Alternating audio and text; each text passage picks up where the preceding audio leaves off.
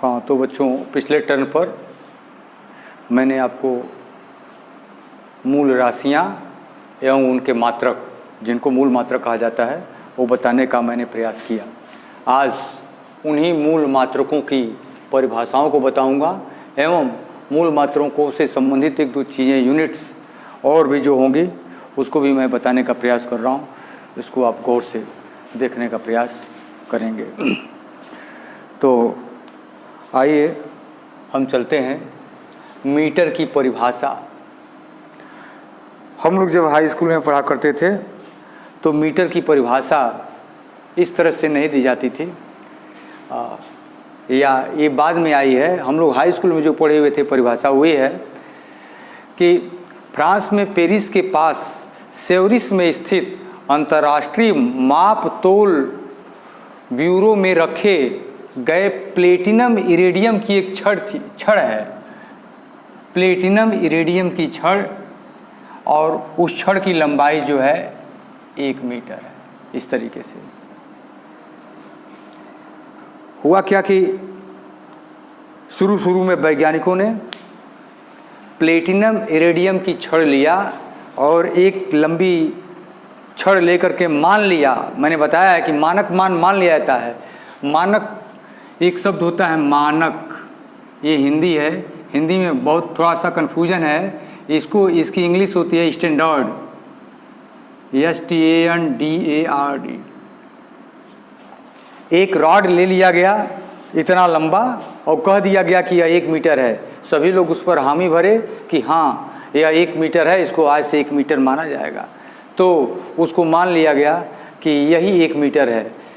तो ये रॉड जो फ्रांस में पेरिस के पास सेवरिस में स्थित अंतर्राष्ट्रीय माप तोल ब्यूरो में रखी गई है, उसी की माप को मान लिया जाता है कि वह 1 मीटर है।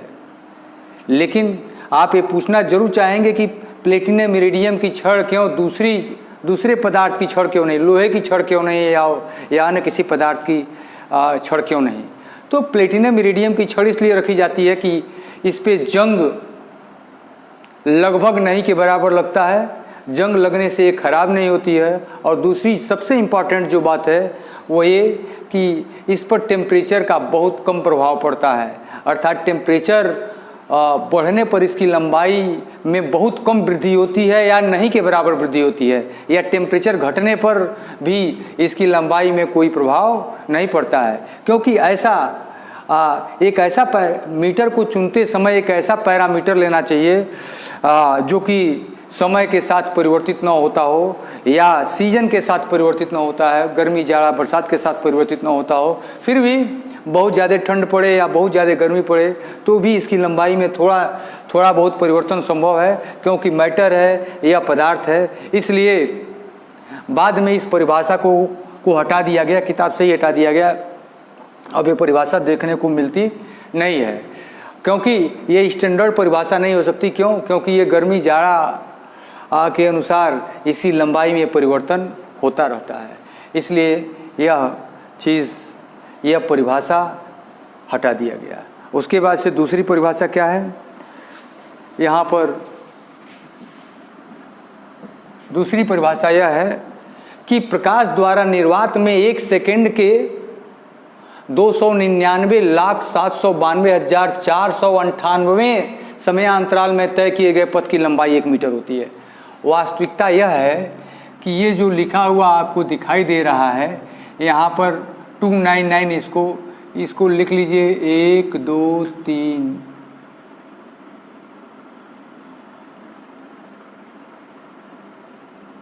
1 2 3 4 5 6 7 8, तो लिखा जा सकता है 3.0 × 10⁸ ये जो है ये प्रकाश की चाल है। यह इतना मीटर प्रति सेकंड, ये मैं जो लिख रहा हूँ 299,792,458, वास्तव में प्रकाश की चाल इतना 299,792,458 मीटर प्रति सेकंड होती है। अर्थात इतना मीटर दूरी तय करती है। यहाँ देखिए, मैं इसको समझाने की कोशिश कर रहा हूँ। इसके नीचे 299,792,458 मीटर दूरी प्रकाश तय करती है। कितने सेकंड में? 1 सेकंड में। तो 1 मीटर दूरी कितने सेकंड में तय करेगी?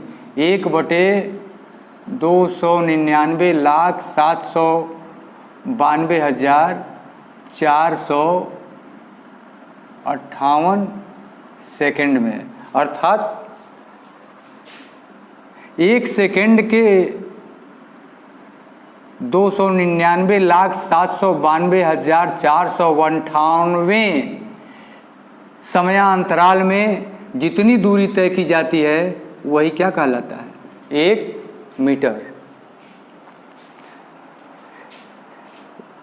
या शॉर्टकट में बोलना हो, शॉर्टकट में कैसे बोलेंगे कि यहाँ पर 1/3 और ये 0,000,000 300 लाख प्रकाश द्वारा 1 सेकेंड के 300 लाखवें सेकेंड में चली गई दूरी क्या कहलाती है?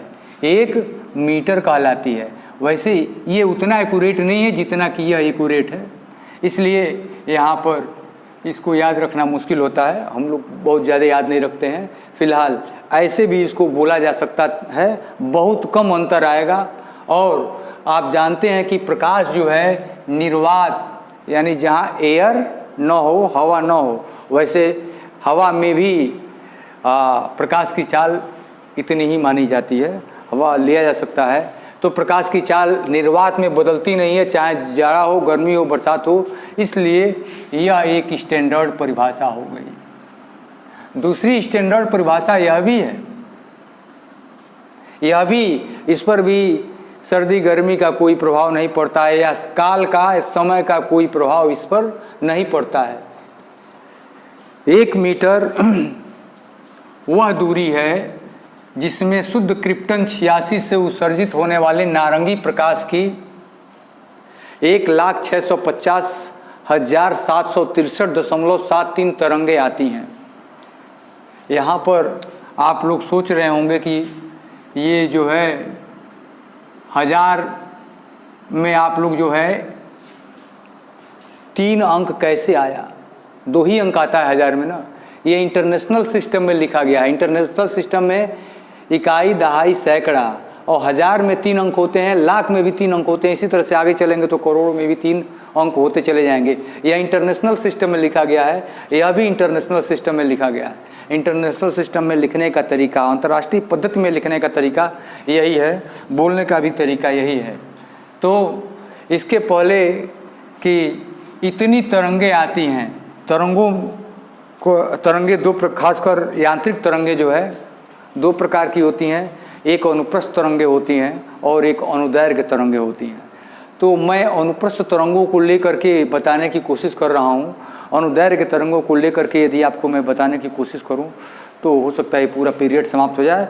आप धीरे धीरे बड़े होंगे तो उससे भी आप समझने लगेंगे। यद्यपि ये जो तरंगे हैं वो वास्तव में नारंगी प्रकाश की, ये प्रकाश वास्तव में जो है अनुप्रस्थ तरंगे हैं। तो अनुप्रस्थ तरंगों को लेकर के समझाना भी है, इसलिए ध्वनि तरंगे अनुदैर्घ्य तरंगे हैं। इसलिए ध्वनि की जब बात होती तो अनुदैर्घ्य की बात करते, हम अनुप्रस्थ तरंगों से होकर को लेकर के बताने की कोशिश करेंगे। आप पूछेंगे अनुदैर्घ्य तरंगे क्या होती हैं? अनुदैर्घ्य तरंगे वे होती हैं जब ये माध्यम में चलती हैं। जब कभी आप किसी तालाब में तालाब के शांत जल में कोई कंकड़ डालिए, तालाब के शांत जल में जब कोई कंकड़ आप डालते हैं तो कुछ तरंगे इस तरह की उसमें उत्पन्न होना शुरू हो जाती हैं। पता चला कि तरंग यहाँ से उठी और तरंग किनारे तक जा रही है, लेकिन माध्यम के कण अपने स्थान पर ऊपर नीचे जो है गति कर रहे हैं। ये अनुप्रस्थ तरंगे होती हैं। और इन तरंगों की विशेषता क्या होती है? कोई एक तरंग मैं बना लूँ, इस तरह की कोई एक तरंग बना लूँ, ये यहाँ से ले करके और यहाँ तक यह एक तरंग हो गई। यहाँ से ऊपर उठा, ये नीचे गया, ये दूसरी तरंग हो गई और यह तीसरी तरंग हो गई। इस तरंग की लंबाई को, इसको बोला जाता है तरंग दैर्घ्य, या इस दूरी को जो है तरंग दैर्घ्य बोला जाता है और इसको लैम्डा से प्रदर्शित किया जाता है। चाहे इसकी दूरी को भी लैम्डा से प्रदर्शित किया जाता है। हालांकि तरंग दैर्घ्य बताने के दूसरे तरीके हैं। इसके हाईएस्ट पॉइंट, इसको श्रृंग बोला जाता है, दो लगातार श्रृंगों के बीच की दूरी, इस यहाँ से यहाँ के बीच की दूरी भी ये तरंग दैर्घ्य कहलाती है। फिलहाल मैं आपको तरंग दैर्घ्य के बारे में ज़्यादा नहीं बताऊंगा, जब तरंगें आएंगी तब वहाँ पे बताऊंगा। तो आप ये समझिए, इतना ही समझने की कोशिश कीजिए कि यह एक तरंग हो गई। प्रकाश की तरंगें बहुत छोटी तरंगें होती हैं, बहुत छोटी, इतनी तरंगें छोटी उसकी होती हैं, ये इतने नज़दीक होती हैं कि आप उसको आपकी आंखें उसको देख नहीं सकती। तो इस तरीके की, इस तरह की तरंगें 1 मीटर, मान लीजिए कि यह 1 मीटर दूरी है। 1 मीटर वह दूरी है जिसमें शुद्ध क्रिप्टन 86 होता है, अपने में से रेडियो एक्टिव पदार्थ है और अपने में से कुछ किरणें उत्सर्जित करता है। और जब किरणें उत्सर्जित करता है तो लिख रहा है कि उत्सर्जित होने वाले नारंगी प्रकाश की 1,650,763.73, यह पूर्णांक नहीं है, 0.73 तरंगें आती हैं। इतनी तरंगें, आप कल्पना कीजिए कि इसकी तरंगें कितनी छोटी होंगी कि ये इस तरह की छोटी छोटी तरंगें कितनी, 1,650,763.73।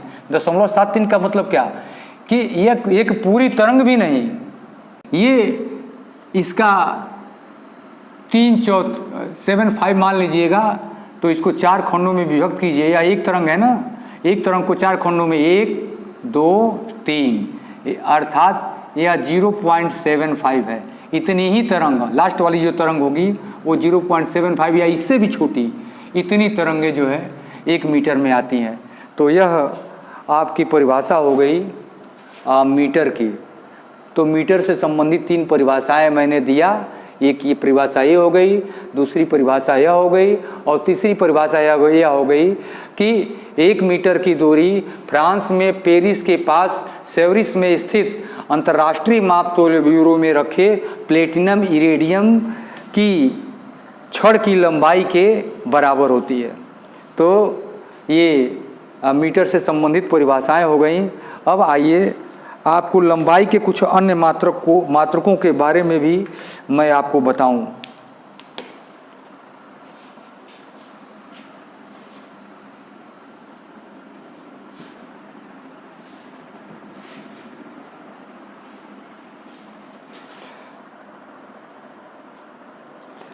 लंबाई के अन्य मात्रक, ये मीटर में ही चलेगा, हालांकि वो मूल मात्रक अब इसके आगे जो आएंगे वो मूल मात्रक नहीं है, लेकिन चूंकि लंबाई में ही बताना इसलिए मैं इसको एक ही जगह कलेक्ट करके बता देने की कोशिश कर रहा हूँ। तो यहाँ पर लिख दिया जाएगा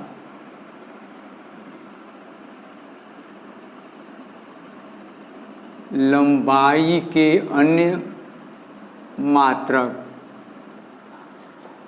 इसमें 2 कविता जैसी चीज़ें हैं। एक तो ये है, इसको याद रखना चाहिए, डेका 10 है,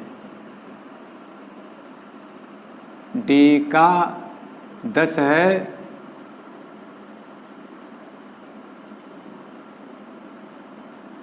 किलो हजार, हेक्टो से सीखो 100 बार। डेका 10 है, किलो हजार, हेक्टो से सीखो 100 बार। यह एक फार्मूला है। इसका मतलब क्या है, डेका 10 है, यहाँ पर लिखिए डेका बराबर 10, डेका बराबर 10, किलो बराबर 1000, किलो बराबर 1000, हेक्टो से सीखो 100 बार। यहाँ पर लिखिए हेक्टो और यहाँ लिखिए 100। डेका किलो हेक्टो, इसके आगे कुछ नहीं है, इसका मतलब है इसके आगे क्या लिखा गया है, कौन सा अंक हो सकता है, इसके आगे 1 होगा।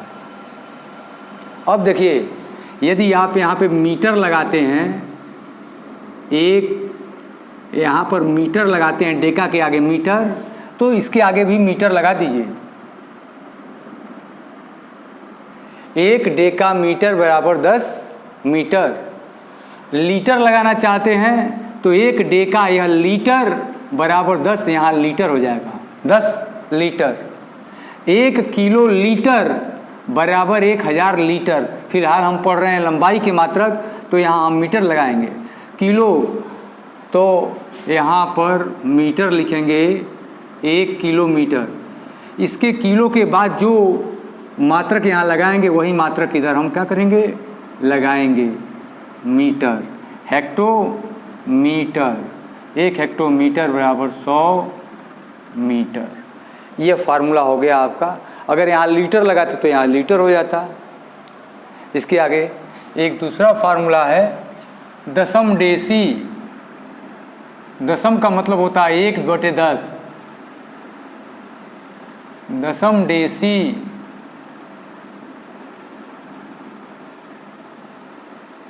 सौवा सेंटी है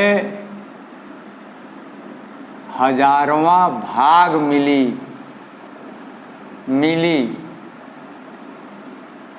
ये क्या है, डेसी बराबर 1/10। दशम मतलब 1/10।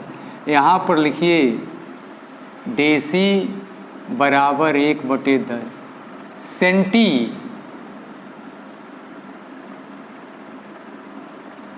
बराबर 1/100 और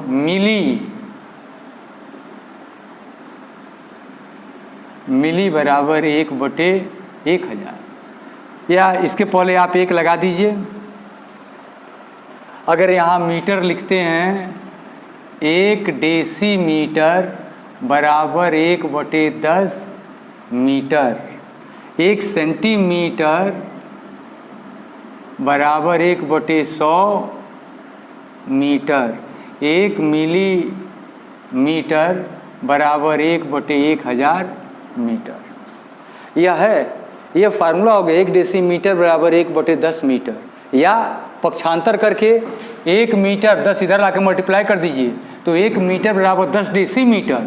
1 मीटर 100 को इधर लेके चले आइए बराबर 100 सेंटीमीटर।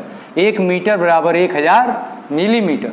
ये फार्मूला इस तरीके से बनते हैं। तो ये अभी छोटे मोटे फार्मूले हैं लंबाई के, इसके बारे में आपको बताया गया। और भी इससे भी छोटे मात्रक हैं लंबाई को मापने के। आइए उसको देखते हैं। Micron, angstrom,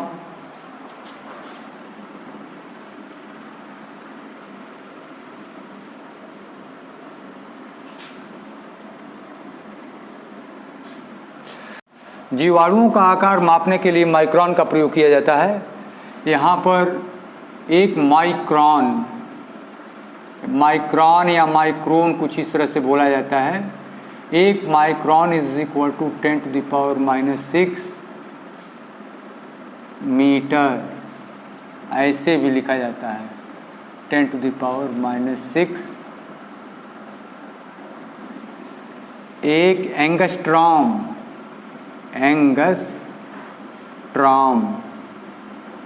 is equal to 10⁻⁻10 metre. या एटम की साइज होती है, परमाणु की साइज होती है। यहाँ एंगस्ट्रॉम को ऐसे लिखा जाता है, एक के ऊपर एक छोटा सा जीरो बनाइए, इज इक्वल टू 10⁻⁻10 मीटर। ये होता है।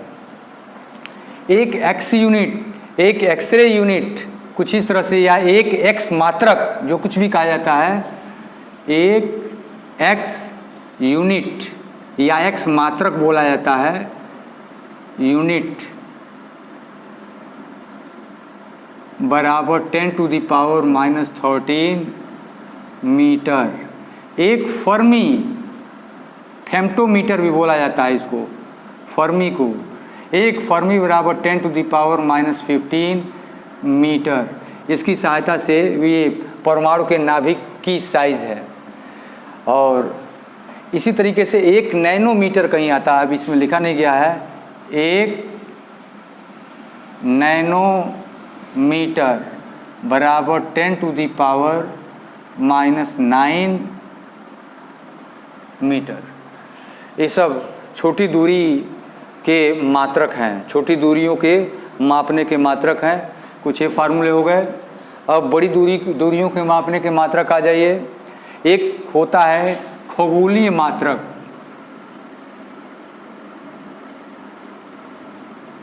खगोलीय मात्रक। ये खगोलीय मात्रक कहते किसे हैं? ये देखिए, ये सूर्य और पृथ्वी, सूर्य के चारों तरफ दीर्घवृत्ताकार कक्षा में ये पृथ्वी है। यहाँ पर जब रहेगी तो पृथ्वी की दूरी थोड़ी सी कम है। पृथ्वी यहाँ चली आए तो ये दूरी अधिक हो गई, पृथ्वी यहाँ चली आए तो दूरी और कम हो गई।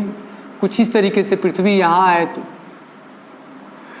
पृथ्वी जब इस पर घूमती है तो सूर्य से पृथ्वी के बीच की दूरी या सूर्य से पृथ्वी के बीच की जो माध्य दूरी होती है वही एक खगोलीय मात्रक कहलाती है। माध्य दूरी क्यों? क्योंकि ये दूरी अधिक है, ये दूरी कम है, तो इन सबको जोड़ करके माध्य निकाल लिया जाता है, एवरेज जिसको कहते हैं, एवरेज निकाल लिया जाता है। तो वह दूरी जो है एक खगोलीय मात्रक कहलाती है। अंग्रेजी इसकी होती है astronomical unit, ASTRO, astronomical unit.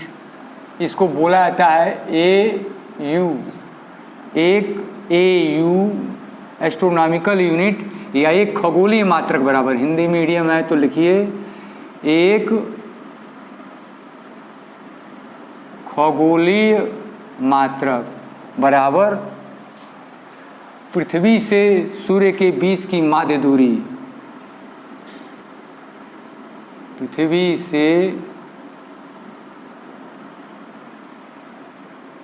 सूर्य के बीच की माध्य दूरी। ये सोचेंगे कि होती कितनी है?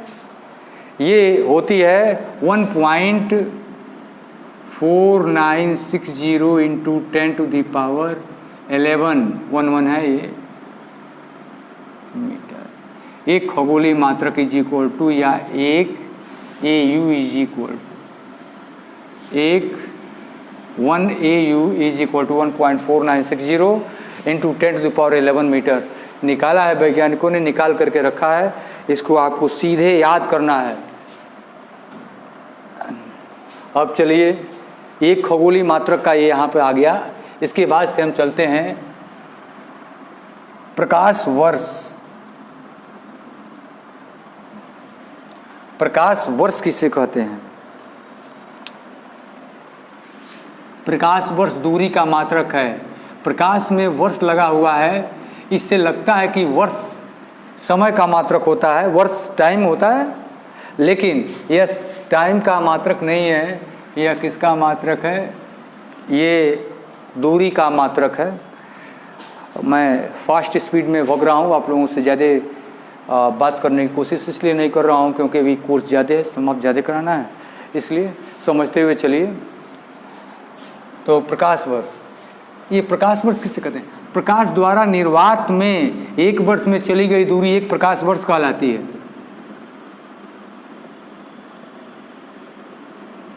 प्रकाश द्वारा निर्वात में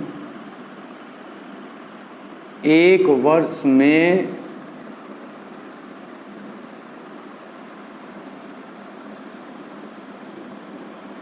तय की गई दूरी एक प्रकाश वर्ष कहलाती है। क्या है ये? दूरी है ना। दूरी बराबर चाल गुणे समय। यहाँ देखिए, एक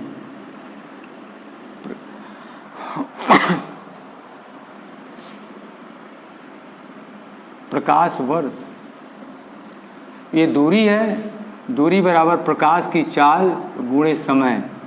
यहाँ पर लिख दिया जाएगा चाल गुणे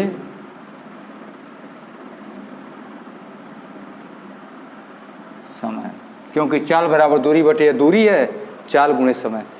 चाल कितनी होती है प्रकाश की निर्वात में, चाल कितनी होती है? अभी ऊपर मैंने बताया है कि 3 इंटू अप्रॉक्सीमेट लगभग 3 इंटू 10⁸ मीटर प्रति सेकेंड, ये तो चाल हो गई।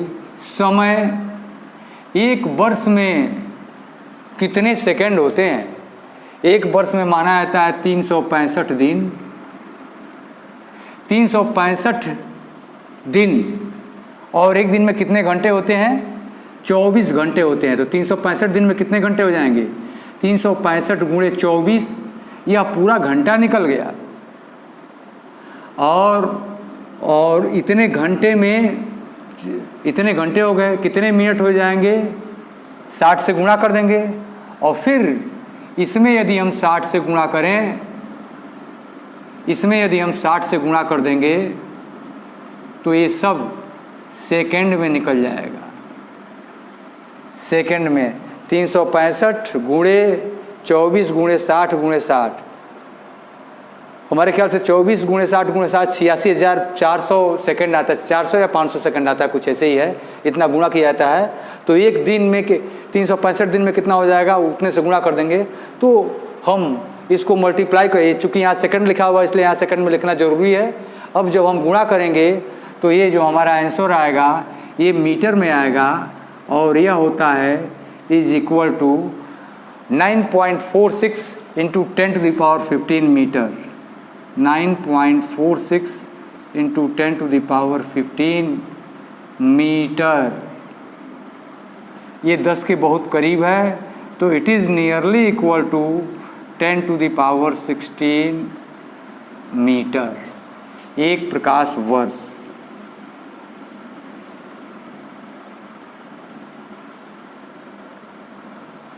इस तरीके से आप देखें कि एक प्रकाश वर्ष बराबर लगभग 10⁻16 मीटर। वैसे यह आंकड़ा याद रखना चाहिए, ऊपर वाला, एक प्रकाश वर्ष बराबर लाइट ईयर बोला जाता है, LY भी लिखा जाता है, एक प्रकाश वर्ष बराबर इतना मीटर। इसके अब इन दोनों के अलावा एक दूरी का सबसे बड़ा मात्रक वो है पारसेक। आइए हम आपको दूरी के सबसे बड़े मात्रक से परिचित कराते हैं, वो है पारसेक या पैरालैक्टिक सेकेंड उसको बोला जाता है। पूरी उसकी इंग्लिश होती है पैरालैक्टिक सेकेंड। यहाँ पर पारसेक, चलते हैं पारसेक पर। पारसेक क्या होता है? पहले पारसेक को समझने के लिए एक इम्पॉर्टेंट फंडा बता दूं मैं आपको। आप कोण को नापते हैं अंश में, पता चलता है 10 अंश 15 अंश ये है, ये 0 अंश है, मान लीजिए यह 10 अंश है। इसको 10 बराबर खाने में, पतले पतले खानों में ये बांट दिया गया होता है। तो कुछ ये जो दूरी होती है, सपोज दैट कि यह 0 अंश है और यह 1 अंश है। मैं भी थोड़ा छोटा लिख दे रहा हूँ, सॉरी, यह 0 अंश, ये वाली लाइन 0 अंश और यह वाली लाइन, जितना ही आगे बढ़ते जाएंगे उतना ही इसके बीच की दूरी ज़्यादा पर आप लोग देखे होंगे। तो ये 1 अंश की दूरी है। अब इसी को अगर माइक्रोस्कोप की सहायता से हैंड लेंस की सहायता से देखें या माइक्रोस्कोप की सहायता से देखें तो यही चीज़ यहाँ पर मैं हैंड लेंस बना दे रहा हूँ, इसे आप देखेंगे इस पूरे चीज़ को तो ये कुछ इस तरह से नज़र आएगा, या 0 और इसी को मैं बना रहा हूँ। अब इसको 60 बराबर भागों में बांट दीजिए। ये मैं 60 बराबर भागों में मैं खुद ही नहीं बांट पाऊँगा, इतनी कम दूरी को 60 बराबर भागों में, यह एक अंश है तो उसका एक पार्ट बोला जाएगा 1 मिनट।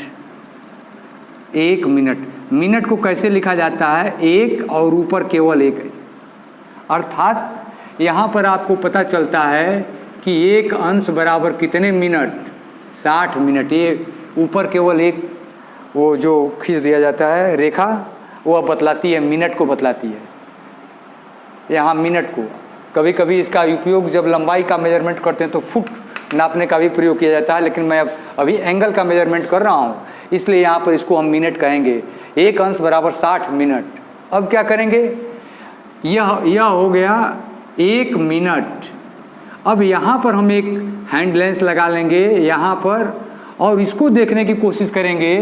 यह 0 है और यह 1 मिनट है, इसको 60 बराबर भागों में बांटेंगे। अभी इसी एक अंश में 60 बराबर भागों में बांटें तो आपकी आंख नहीं देख पाएगी, तो जिस इंस्ट्रूमेंट की रिजॉल्विंग पावर अधिक हो उससे उठा के देखिए तो आपको कुछ दिखलाई देगा ऐसे। अब इसके एक पोर्शन को पकड़ करके उसको 60 बराबर भागों में बांटिए तो 1 मिनट बराबर कितने होता है, 60 सेकंड, जो टाइम में चलता है जिस तरीके से, उसी तरीके से। तो ये 60 मिनट हो गया, और 1 मिनट बराबर कितना होता है, 60 सेकंड। 1 मिनट बराबर 60 सेकंड।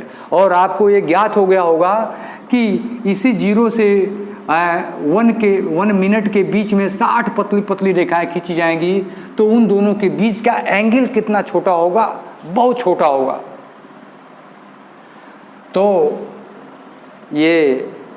तो अब आप आ गए, तैयार हो गए पार्सेक समझने के लिए।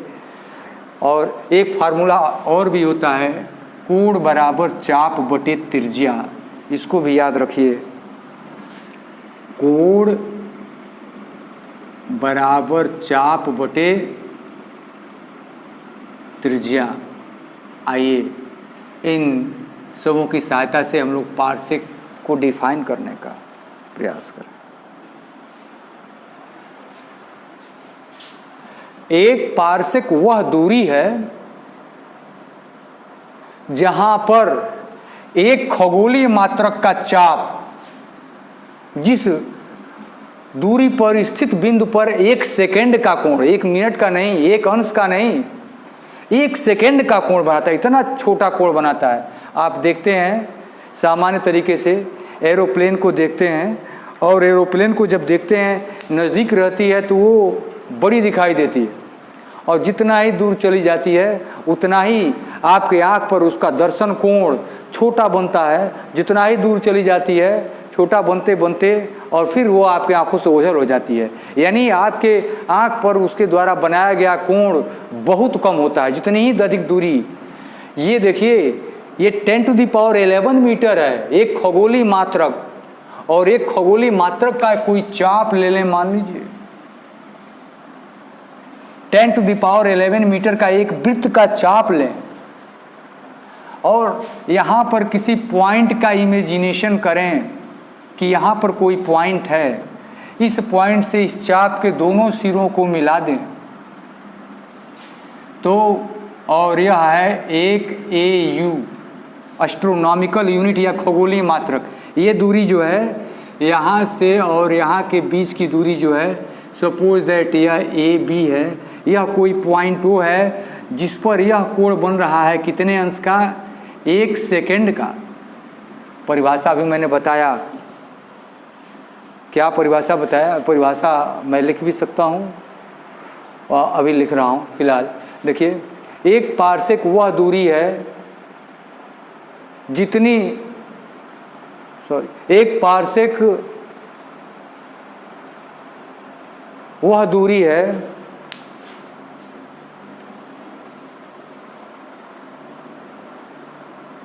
जहां पर एक खगोलीय मात्रक का चाप, एक खगोलीय मात्रक का चाप है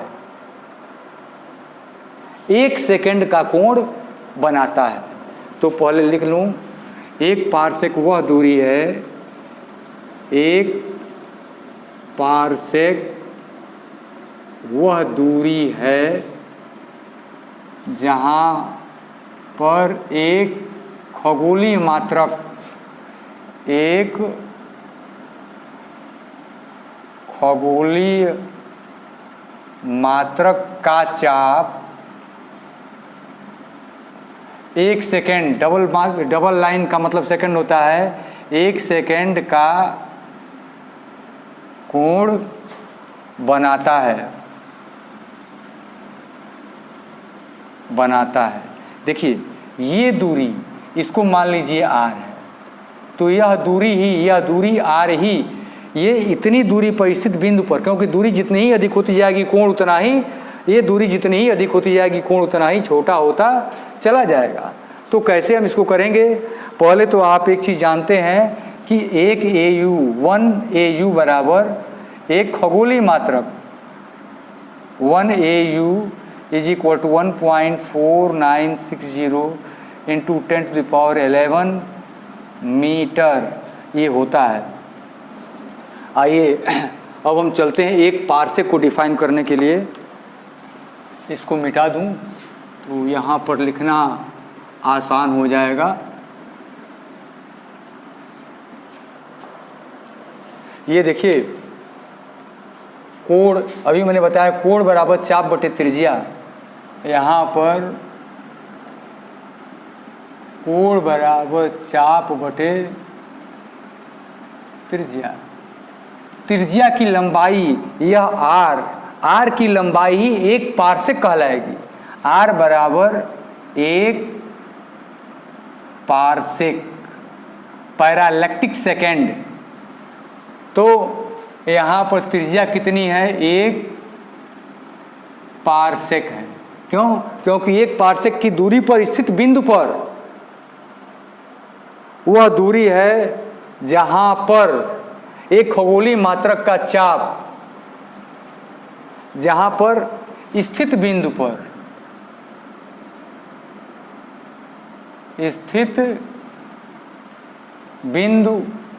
पर एक खगोलीय मात्रक का चाप 1 अंश का कोण बनाता है। और देखिए चाप की लंबाई कितनी हो गई? 1 AU, और कोण कितना हो गया? कोण हो गया यह 1 सेकेंड। लेकिन बच्चों कोण बराबर चाप बटे त्रिज्या में यह कोण का मेजरमेंट जो किया जाता है वह रेडियन में होता है। तो रेडियन में 1 सेकेंड को रेडियन में बदलने के लिए क्या करेंगे? पहले तो हम इसको अंश में बदलेंगे। यहाँ पर एक सेकेंड है, मिनट में बदलने के लिए इसको 60 से भाग देंगे। अब यह मिनट में हो गया, इसको अंश में बदलने के लिए कितने से भाग देंगे? फिर 60 से भाग दे देंगे।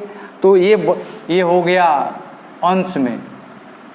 और इस अंश को रेडियन में बदलने के लिए आपको पता है कि 1 अंश बराबर पाई बटे 180 रेडियन होता है। कैसे? 180 अंश बराबर पाई रेडियन, RADIAN। तो 1 अंश बराबर पाई बटे 180 रेडियन होता है। तो इसमें क्या 1 अंश बराबर पाई बटे, तो इतने अंश बराबर इतना तो ये हो जाएगा अंश, और रेडियन करेंगे तो पाई बटे 180 से क्या कर देंगे? मल्टीप्लाई कर देंगे। अब यहाँ पर एक एस्ट्रोनॉमिकल यूनिट बराबर कितना होता है? लिख लीजिए। तो जब आप लिखेंगे तो एक एस्ट्रोनॉमिकल यूनिट बराबर 1.4960 इंटू 10⁻11 मीटर बटे 1 पार्सेक बराबर हो जाएगा पाई बटे 3600 गुणे 180, या इसको इधर कर लीजिए। 1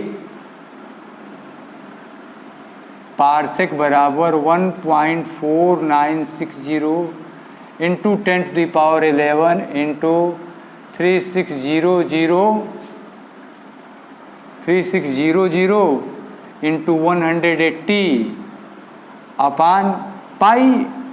तो चाहे मन करे पाई लिखें या पाई की वैल्यू 3.14 लिखें और इसे डिवाइड करें। जब इसको आप डिवाइड करेंगे तब आप पाएंगे 3.084 इंटू 10⁻16 मीटर 1 पारसेक बराबर। ये सब याद रखना चाहिए। इसमें मल्टीप्लाई करेंगे, एग्जाम में गुणा भाग करेंगे तो करते रह जाएंगे, इसलिए इन सब चीज़ों को याद रखना चाहिए। ये याद रखेंगे तो आपके कैलकुलेशन की में आसान होगा। ये इतना लंबा चौड़ा गुणा भाग करना है तो कैलकुलेटर की सहायता से, नहीं तो लॉग की सहायता से आप करेंगे।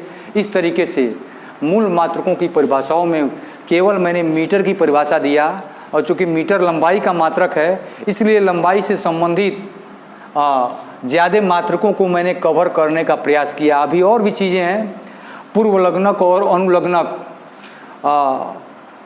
क्या कैसे कैसे लगता है उसके बारे में भी आगे बताएंगे।